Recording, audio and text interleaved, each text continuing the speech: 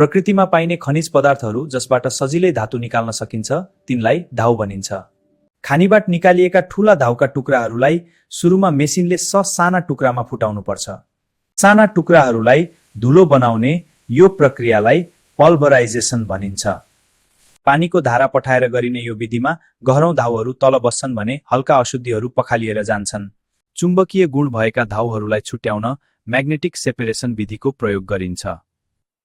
चुम्बकीय रोलरले धातुका कणहरूलाई तानेर छुट्टै थुपार्छ।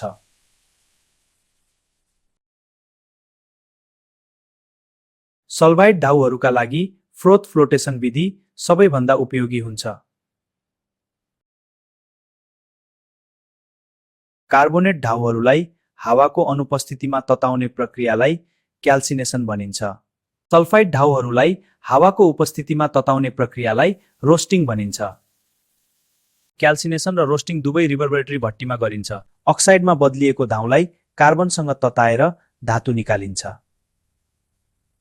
ठूलो मात्रामा फलाम निकाल्न ब्लास्ट फर्नेस प्रयोग गरिन्छ।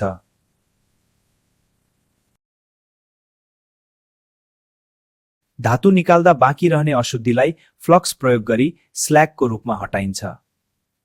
यसरी प्राप्त भएको धातु अझै पूर्ण रूपमा शुद्ध हुँदैन, यसलाई रिफाइनिङ गर्नुपर्छ। इलेक्ट्रोलिटिक रिफाइनिङ विधिमा विद्युतको प्रयोग गरी धातुलाई शुद्ध पारिन्छ। अशुद्ध एनोडबाट धातुका कणहरू शुद्ध क्याथोडमा गएर थुप्रिन्छन्।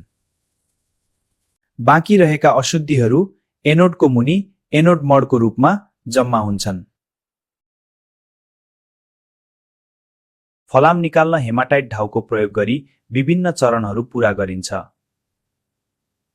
अन्त्यमा हामीले औद्योगिक प्रयोगका लागि शुद्ध धातुहरू प्राप्त गर्छौं। यसरी धाउबाट शुद्ध धातु निकाल्ने वैज्ञानिक प्रक्रियालाई धातुशास्त्र वा मेटलर्जी भनिन्छ।